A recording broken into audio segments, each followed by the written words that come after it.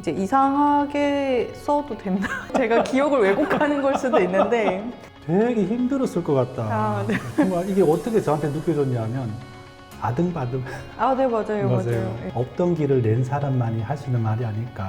직장인으로서의 기자로서 일을 하면서 소모적이라는 좀 느낌이 들었던 거죠. 이제 표면적인 이야기만 하고 넘어가니까 나 좀 더 재밌는 이야기를 듣고 싶은데 라는 목마름까지는 있었던 것 같아요. 독자로서의 목마름에서 시작한 레터라고 하는 게 훨씬 더 인스피아의 텐션이나 그런 것들이 사실 도움을 주고받았다면 그게 가능했을까라는 생각이 좀 들기도 해서.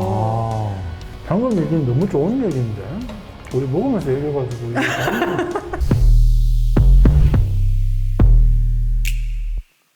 안녕하세요, 오해 책방입니다.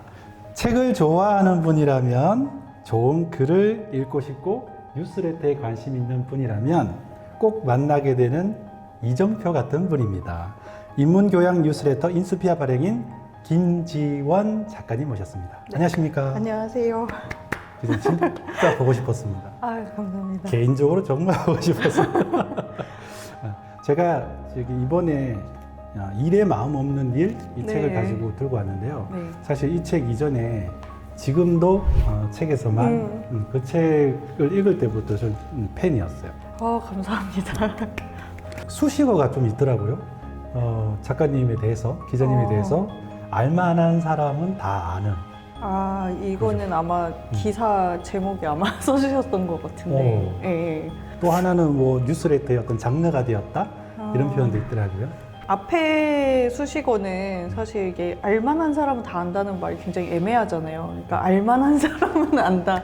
딱 그 정도였던 것 같고요. 그러니까 이렇게 PD님처럼 책을 좋아하시고 또 뉴스레터에 관심 있으신 분들은 아시는데 나머지는 다 잘 모르는 그런 느낌이고, 그 뉴스레터의 장르가 되는 저는 처음 들어봤는데 이거는 정말 마음에 드네요. 제가 만들었어요. 아, 정말요?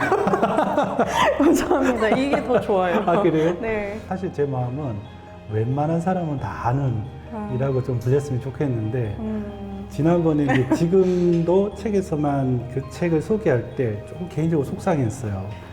그 책을 되게 애정했거든요, 제가. 네. 감사합니다. 왜냐하면 책에 대해서 느끼는 제 마음, 감정을 정말 대신 써준 느낌이었어요. 그래서 이 책 정말 많이 다른 분들께 소개하기도 하고 제가 그 부분을 좀 따서 다른 이제 칼럼을 쓰기도 하고 그렇게 했는데 의외로 사람들이 책 읽는 거에 대해서 큰 관심이 없구나라는 그렇죠. 조금 속상하게 됐습니다. 네. 그래서 웬만하면 다 아는이라는 수식어가 붙길 바랍니다, 솔직히. 저도. 감사합니다. 자, 그럼 이야기를 한번 시작해 네. 볼게요. 우선 입을 좀 푸르르 좀 푸는 분인데 이 책은 4년 동안 뉴스레터 인스피아를 발행해 오신 과정을 쓴 책인데 네. 공교롭게도 이 책이 나올 때쯤 인스피아가 어떻게 표현해야 돼요? 폐간? 아, 서비스 종료? 서비스군요. 폐간. 네. 마음이 어떠세요?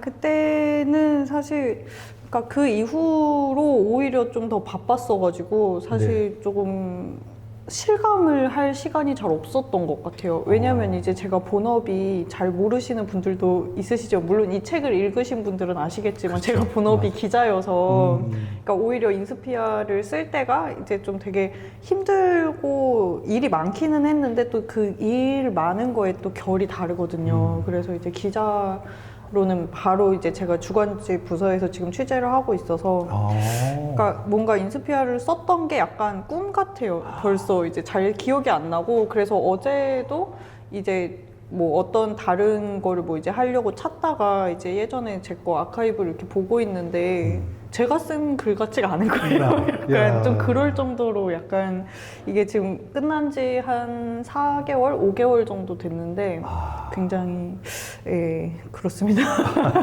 그래서 가장 많이 서운했던 거는 이제 끝낸다는 얘기를 처음 들었을 때였을 것 같아요. 그러니까 그 마지막 레터를 쓸 때가 제일 서운했고 맞아요. 맞아요. 그래서 그 마지막 레터도 제가 최근에 다시 봤는데 막 되게 뭔가 엄청 울분에 차서 썼구나 이런 울분에 차서? 약간 울분 플러스 뭔가 굉장히 슬픈 생각으로 썼구나 이런 게 딱 느껴지더라고요.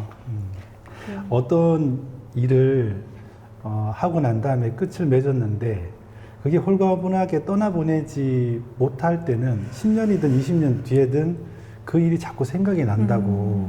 그래서 어떤 저자분을 만났는데 네. 20년 가까이 지난 다음에 그때 일을 한번 정리를 하는 책을 내시고 인터뷰를 한 적이 있어요. 20년이요? 네.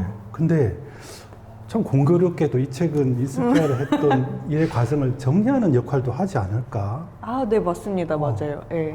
그래서 이 책이 가지는 의미도 좀 남다르지 않을까라는 생각이 들어요. 너무 빨리 정리하는 책을 낸 것 그러게. 같네요. 맞아요. 20년 있다가 하시는 분들도 있는데. 조금 이따가 더 낼 거예요. 이 책이 나오게 된 계기가 조금 독특합니다. 아, 네. 흐름 출판에서 기획한 답 두 번째 책인데요. 네. 작가님께 연락이 왔을 때 네. 이상한 일을 하는 사람들의 이야기를 모으고 있다라는 편집자님 말씀에 덥석하기로 했다고. 그러니까 네. 이때 이게 시리즈의 두 번째 책이긴 한데 그때 이제 처음 편집자님이 오셔서 말씀을 해주실 때 그 당시에는 사실 책이 한 권도 안 나온 상태였어요. 아, 그래요? 예. 그러니까 한 권이 나온 상태에서 이제 이런 기획이 있으니까 두 번째 책을 써달라고 말씀을 해주신 게 아니라 이제 다치라는 이름을 듣고 이제 뭐 그런 식으로 이제 미디어 업계에서 좀 근데 이상한 일이라는 단어를 정확히 쓰셨는지는 잘 기억이 안 나요. 근데 제가 그렇게 들었을 수도 있고, 그랬으니까. 예. 근데 뭔가 그게 좀 마음에 와닿았던 것 같아요. 그러니까 저는 사실 미디어 업계, 그러니까 그동안 뭐 이제 다양한 뭐 에세이나 뭐 이런 거 한번 써보시면 어떻겠냐는 이야기를 조금 듣기는 했었는데 사실 미디어 업계 관련 이야기는 전혀 쓰고 싶지 않았거든요. 왜냐하면 이제 뭐 제가 만약에 거기 업계를 완전히 떠난 사람이라면 사실 뭐 회고를 할 수도 있겠지만 근데 또 회고를 하는 것도 이상하잖아요. 사실 뭐 이미 떠나온 사람이 거기에 대해서 이야기를 하는 것도 이상한데다가 플러스 이제 저는 거기에 지금 몸을 담고 있는 사람이자 이제 플레이어라고 생각을 해서 이게 비평을 할 입장도 안 되고 그리고 무엇보다도 이제 저는 뭔가 굉장히 모범생 같은 뭐라 그래야 되지? 그러니까 일을 잘하는 종류의 기자는 아니었다고 스스로 생각을 했기 때문에 이제 괜히 이제 업계 사람들이 봤을 때는 쟤는 뭐 기자 일도 제대로 못하면서 뭔가 저렇게 언론 업계에 대해서 이야기를 하냐 뭔가 이런 뭐 여러 이야기를 별로 듣고 싶지가 않았고 그리고 뭐 이제 무엇보다도 저도 사실 언론계에 대한 생각은 잘 없었던 것 같아요. 그냥 제가 재밌는 글을 읽고 쓰고 싶다는 생각이 더 강했고 그래서 이제 미디어 업계에 관련된 이야기는 전혀 쓰고 싶은 생각이 없었는데 이제 이상하게 써도 된다.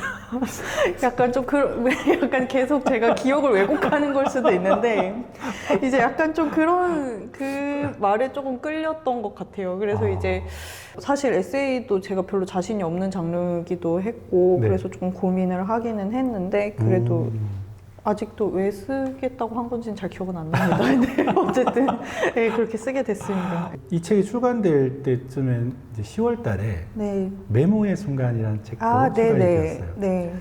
그 책 소개하는 영상도 제가 보고 왔는데 네. 한 달 정도 되는 짧은 간격의 두 개의 책이 나왔잖아요. 네. 역할이 서로 다를 것 같은데 사실은 책 단계에선 그러니까 책 그 자체로서는 전혀 별개의 책이거든요. 왜냐하면 이제 그 쓰게 된 계기도 그렇고 이제 그 책도 그렇고 이번 책도 이제 제가 처음부터 이제 써서 뭔가 기획을 해서 출판사에 제안을 드린 게 아니라 이제 그 책 같은 경우도 제가 메모에 대해서 막 글을 쓰고 싶어요라고 해서 기획을 드린 게 아니라 그 편집자님도 이제 제가 그냥 SNS에 굉장히 짧게 메모에 대해서 그냥 짧게 써놓은 그 친구 공개 글이라서 20명밖에 안 본 글이었거든요. 근데 그거를 보고 연락을 주셔서 어쨌든 그 책도 이 책도 어쨌든 제가 약간 제안을 받아서 쓰게 된 책이었어서 사실 좀 그러니까 그리고 시기도 굉장히 달랐고 집필을 하는 데 들어가는 뭔가 그런 느낌이나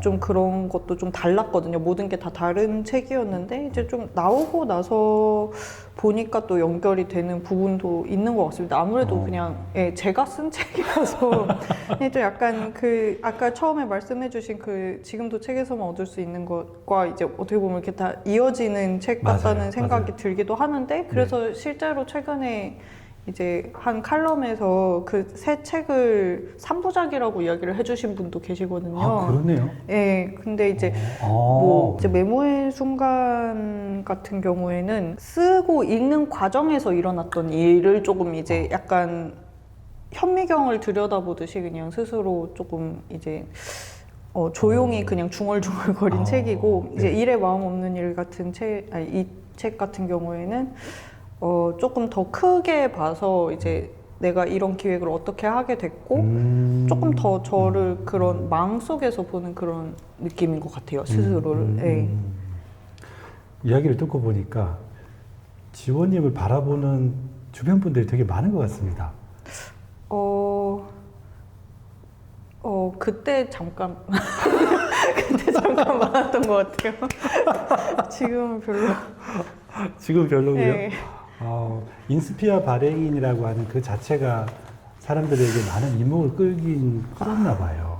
그랬던 것 같기는 해요. 그래서 좀 그게 저도 어떻게 보면 그래서 일에 마음 없는 일을 쓰는 게 저도 이제 좀 특이했던 경험이었던 게 사실 본인이 한 일에 대해서 본인의 일을 객관적으로 이야기를 쓰는 게 굉장히 어렵거든요. 그러니까 내가 어떻게 해서 이렇게 쓰게 됐고 뭐 주변 반응이 어땠고 사실 그런 걸 본인 입으로 얘기하는 것도 이상한데다가 사실 객관적으로 잘 못 보거든요. 그렇게는. 네네. 근데 이제 쓰면서 오히려 제가 조금 이제 이때 그래서 새삼 좀 느끼게 된 부분도 있는 것 같아요. 내가 새삼 그때 이런 생각을 하고 있었구나. 사실 근데 진짜 제가 여기서는 막 굉장히 모든 걸 계획을 세워서 굉장히 이제 필요한 순간에 필요한 일을 한 것처럼 나와 있지만 사실 그때 당시에는 아무 생각이 없었거든요. 그냥 바로 막 당장 런칭을 해야 되니까 막 디자이너랑 미팅을 하고 이제 그때 선배가 마침 얘기를 해서 이렇게 사실 굉장히 그냥 카오스처럼 그냥 막 진행이 됐는데 네. 이걸 이제 돌이켜 생각해 보니까 굉장히 좀 이게 짜임새가 있는 일처럼 나왔는데 그게 어쨌든 근데 그 딱 돌이켜 생각해 보니까 그만큼 이제 저뿐만이 아니라 주변에 많은 분들이나 그런 시기나 운이나 그런 게 다 굉장히 맞아서 잘 돌아갔던 것 같습니다. 네. 말씀은 이렇게 하시는데 네. 제가 순서를 좀 바꿔가지고요. 이 책의 첫 시작 부분이 네네네. 사르트르와 캐럴 호츠의 인용문이 나와요. 네. 재능은 주어지는 것이 아니라 절박한 상황에서 네. 스스로 직접 발명해내는 방식이다. 제가 하는 일의 대부분은 궁지에 몰린 상태에서 빠져나오기 위해 몸부림치는 것일 뿐이죠. 책을 읽기 전에 이 부분이 왜 있을까라는 생각을 잘 했어요. 네. 근데 책을 다 읽고 난 다음에 이 부분을 다시 보니까 이해가 되는 거예요.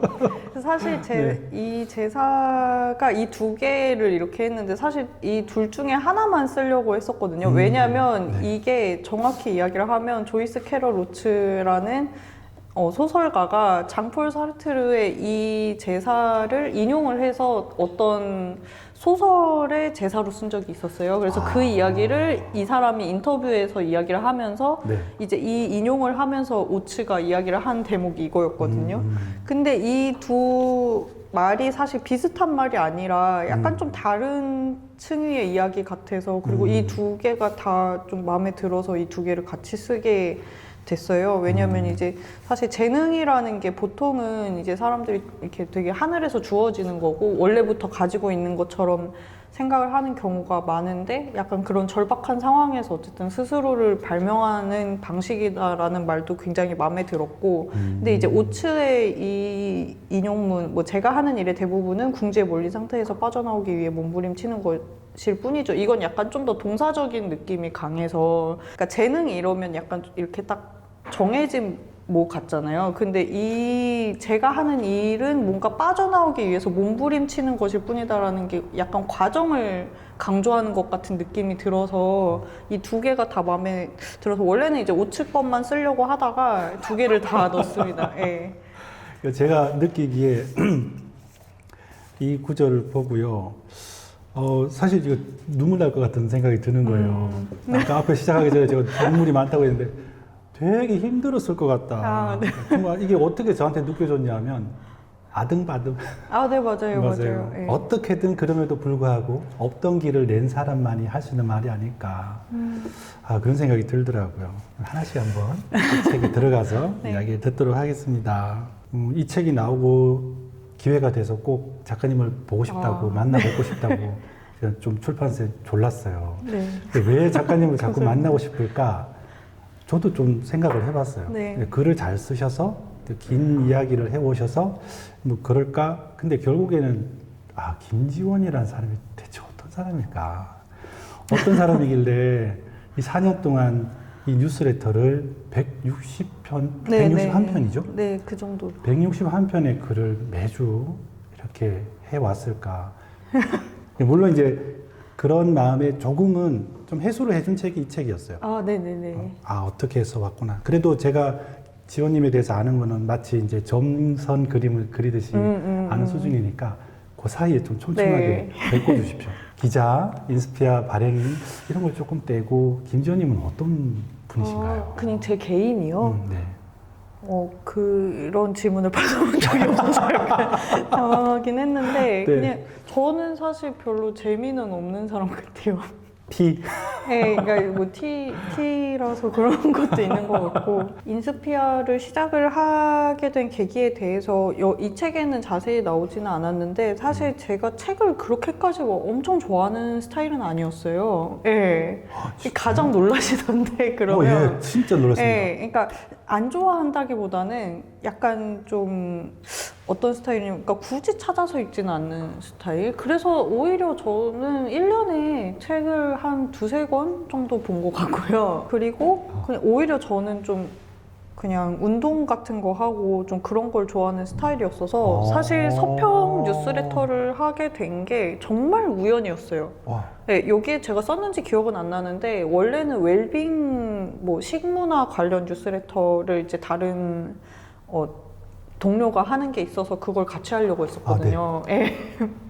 근데 이제 어떻게 하다가 그냥 도서관에 가서 좀 이제 책을 읽다가 책이 재밌고 뭔가 좀 이게 책의 내용이 이렇게 재밌는 게 많은데 그냥 이게 읽는 게 재밌으니까 그냥 이거를 가지고 그냥 약간 트렌디하다고 생각되는 뭐 그런 주제들 있잖아요. 뭐 최근에 예를 들면 제가 막 그런 거 그냥 혼자서 일기 쓰면서 생각을 해보기도 했어요. 만약에 내가 지금도 뉴스레터를 쓰고 있으면 조진웅 건을 아마 쓰지 않았을까 막 이러면서 네, 좀 그런 식으로 사실 이런 이슈는 항상 있거든요. 그러니까 조진웅 씨가 중요한 게 아니고 어쨌든 사실 비슷한 맥락의 사건은 굉장히 여러 번 계속 반복이 되고 그러니까 네. 그런 이야기들을 사실 기자들은 항상 과하게 접할 수밖에 없거든요. 맞아요. 왜냐하면 어떤 사건이 일어나면 당장 또 거기에 대해서 기사를 써야 되고 맞아요. 이러니까.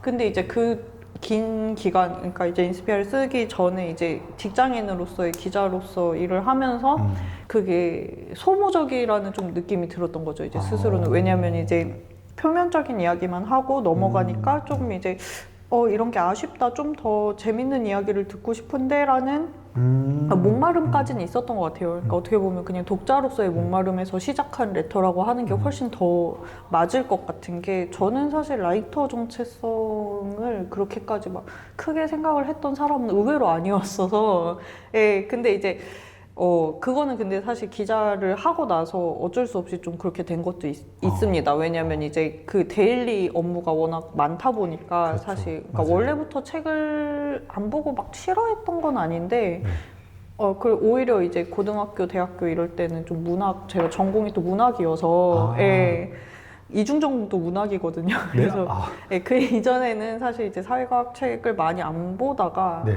어떻게 보면 근데 또 그런 정체성들이 다 연결이 돼서 또 인스피아라는 게 만들어진 것 같기도 한 게 많은 분들이 또 얘기를 해주시는 게 제가 논픽션을 실제로 그 책을 나중에 다 그게 모아놓은 사이트 같은 게 있거든요. 그게 독자분이 그거를 만들어 주셔가지고 제가 거기 다 입력을 했었는데 네. 근데 그 책 중에 거의 한 95% 이상이 다 논픽션이더라고요. 그래요? 근데 이제 다 논픽션입니다, 거의. 근데 이제 논픽션을 다루면서도 사실 제가 다루는 스타일이 약간 문학적인 느낌이 또 없지는 않아서 아마 좀 제 그 이전의 정체성이 좀 그렇게 연결이 된 게 아닐까라는 생각도 들고요. 그래서 네. 실제로 저는 이제 사회과학 책을 보더라도 사실 데이터는 잘 못 봐요. 그러니까 집중을 못 하고 그러니까 데이터가 또 궁금한 사람이 충분히 있을 수 있고 데이터에 굉장히 희열을 느끼시는 분들이 있거든요. 그러니까 그게 약간 일반적인 기자들인 것 같아요. 사실 기자는 굉장히 사회과학적이고 실증적인 글쓰기를 하고 맞아요. 그래서 이제 굉장히 하나의 팩트에 굉장히 막 엄청 기뻐하고 약간 그런 스타일은 저는 아닌 것 같고 이제 사회과학 책을 읽더라도 저는 오히려 이제 그 저자가 그런 데이터를 그러니까 내야겠다 이런 책을 내야겠다라고 분석을 하게 된 계기 쪽에 좀 더 관심이 있는 사람이어서 그리고 또 그 책을 쓰면서 논픽션 책이라고 해도 결국 이게 사람이 쓴 거기 때문에 그렇죠. 데이터가 쓰는 게 아니거든요. 그래서 맞아요. 그 서론과 결론이 굉장히 문학적인 경우가 많아요. 이게 가운데가 이제 그렇더라도 네. 그러니까 굉장히 데이터나 실증적인 얘기, 뭐 논리적인 이야기가 있더라도 어쨌든 그런 책을 집필하기 전 그리고 이제 집필하고 나서 그 사람의 생각의 변화라든지 어쨌든 거기서 본인이 이제 깨우치는 포인트 약간 그런 부분에 좀 더 관심이 있었던 것 같습니다. 그래서 뉴스레터 쓰려고 책을 읽거나 아니면 그냥 그런 사회과학 책을 읽을 때도 약간 좀 그런 데 초점을 두고 그런 주제로 아마 접근을 많이 했던 것 같아요. 예, 논픽션이라도. 네.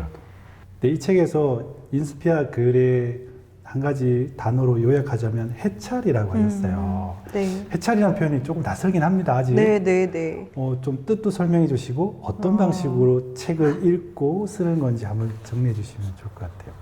이게 해찰이라는 단어를 최근에 우연히 어떤 블로그에 쓰신 분이 있더라고요. 이제 그 인스피아 얘기를 하면서 이제 해찰이라는 단어를 풀 해자에다가 살필 찰자 이렇게 한자를 써서 쓰셨는데 아니거든요. 그게 사실 순 우리말입니다. 그래서 그래요? 보통은 해찰을 그렇게 해서 굉장히 좀 이렇게 진지하게 풀어서 관찰한다 약간 그런 뜻으로 보통 생각을 하시는 분들이 많거든요. 이제 한자를 좀 아시는 분들은 특히. 그래서 예전에 저희 팀장도 똑같이 그렇게 얘기를 하셨었고 근데 그게 아니라 사실 해찰이 주로 전라도에서 구어로 방언 많이 쓰는 방언인데 그래요? 이게 딴짓을 한다라는 뜻이에요. 약간 이제 제가 정확한 게 잘 기억은 안 나는데 어쨌든 그 맥락이 네. 뭐 일에 관심이 없이 이것저것 찝쩍거려서 해친다, 뭐 해집는다. 딴짓을 한다, 해집는다, 약간 그런 뜻이거든요. 그러니까 이거를 실제 생활에서 쓰는 용법으로 얘기를 하면 예를 들어서 뭐 해찰하지 말고 빨리 학원 갔다 집에 와라. 예, 딱 그겁니다. 딴짓하지 말고. 예. 그게 제가 실제로 저희 집에서 그런 이야기를 좀 들었었거든요. 어렸을 때부터. 그래서 저는 그래서 오히려 이 단어를 별로 깊이 생각을 안 하고 그냥 너무 자연스럽게 그냥 누구나 아는 단어일 거라고 생각을 하고 그냥 근데 좀 이제 뭐 그 당시에 여러 가지 뭐 이제 마케팅 책이나 뭐 이런 조언 같은 거에서 세계관이 되는 단어 하나를 딱 잡는 게 좋다는 이야기를 많이들 하더라고요 그 당시에. 그래서 그러면 뭐가 있을까 하다가 이제 그러면 해찰을 해야겠다. 우리 잠깐만 쉬었다가 네. 요 타임에 빵이나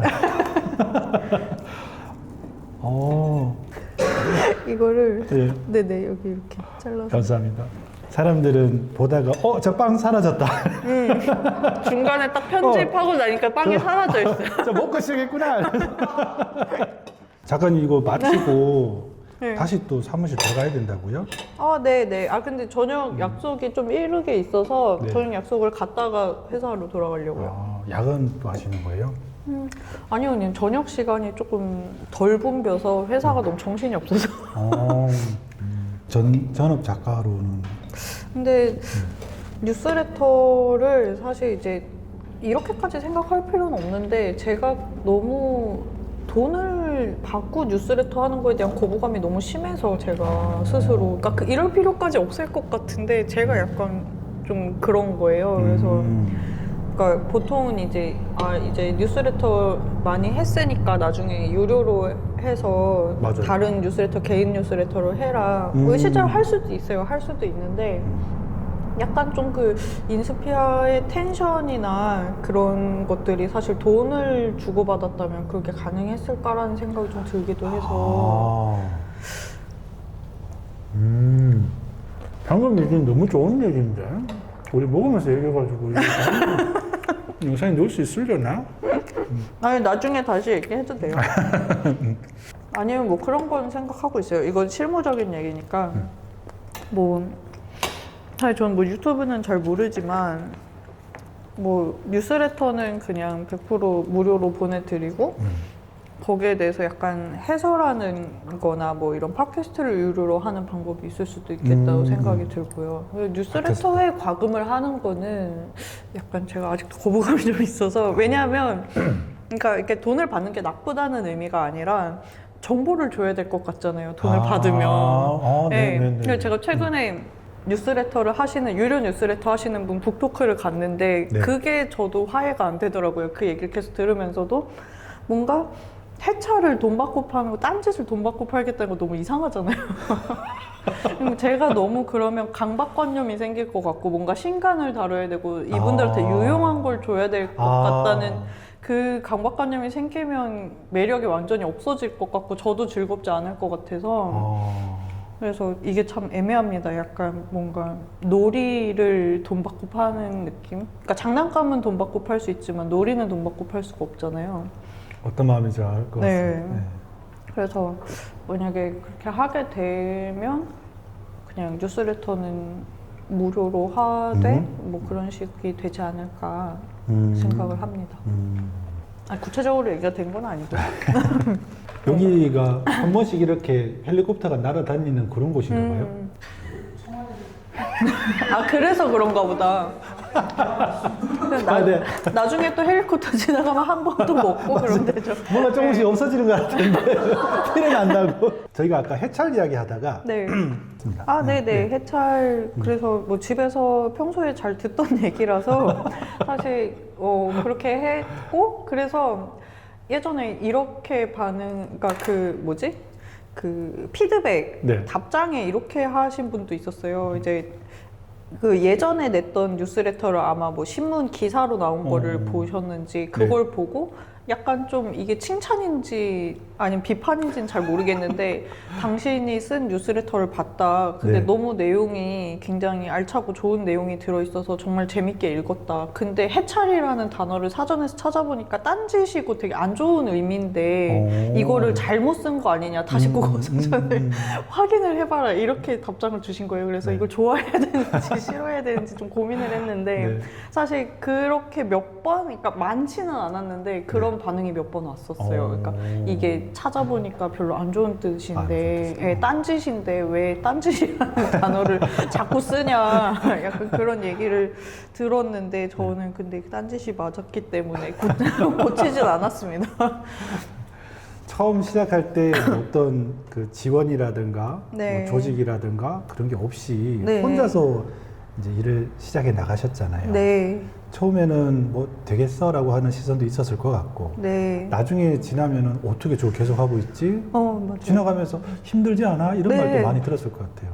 그냥 할 말 없으면 다들 힘들겠다 이렇게 얘기를 많이 해주시고 왜냐면 이게 그냥 제가 실제로 회사에서 굉장히 새벽까지 있었던 적이 많거든요. 근데 이게 딱히 낮부터 제가 체력이 엄청 많아서 낮부터 한 게 아니고 그것도 좀 저한테는 좋았었는데 이제 제가 약간 올빼미형 사람이어서 약간 좀 소음에 되게 민감한 편이거든요. 이제 뭐를 쓰거나 읽거나 할 때 그리고 집중력도 별로 좋지는 않은 편이어서 이제 약간 조용한 상황이 굉장히 좋은데 근데 낮보다는 아무래도 밤 시간이 제가 조금 맞더라고요. 이렇게 좀 이렇게 빨리빨리 뭔가를 할 때는 그래서 그때 이제 계속 근데 또 회사로 굳이 나와서 하니까 이제 항상 얘가 밤을 새는 것처럼 약간 이상하게 이미지가 박혀서 되게 힘들겠다. 쟤는 힘들겠다. 어떻게 맨날 저렇게 밤을 새냐 막 이러는데 사실 그냥 늦게 일어났을 뿐이고 그냥 그게 좀 좋았어요. 근데 이제 회사에서 이제 보통은 사실 기자 일을 하거나 근데 직장인 분들은 딱 그 시간이 본인의 그 그 리듬에 상관없이 사실 아침에 출근을 해서 낮에 일을 하고 근데 뭐 사실 그게 나쁜 건 아니긴 한데 그걸 좀 자유롭게 할 수 있는 것도 좋았던 것 같아요.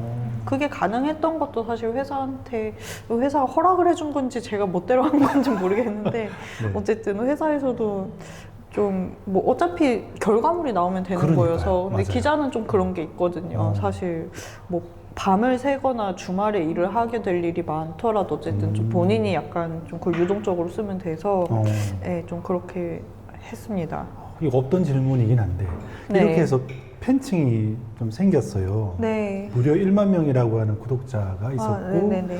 또 많은 분들이 소감을 보내왔을 텐데 정말 많은 소감 중에서 기억이 남는 것도 참 많겠지만 그 중에서 지금 갑작스러운 질문이긴 하지만 이 소감은 좀 기억에 남고 뭉클하기도 하고 혹은 반대로 네. 내내 뭔가 뒤에서 잡아 끌은 듯한 그런 소감이 있었다면 사실 너무 좋은 피드백들이 많이 들어왔어서 그러니까 좋으니 딱히 이제 저한테 막 너무 칭찬을 하는 피드백이라는 뜻이 아니라 굉장히 심도 있는 피드백들이 많이 들어왔었거든요. 너무 제가 보면서도 너무 놀랐던 피드백도 너무 많아서 사실 딱 하나를 꼽기는 힘들기는 해요. 오히려 이제 잠깐 네. 지금 이거 먹을 타이밍입니다.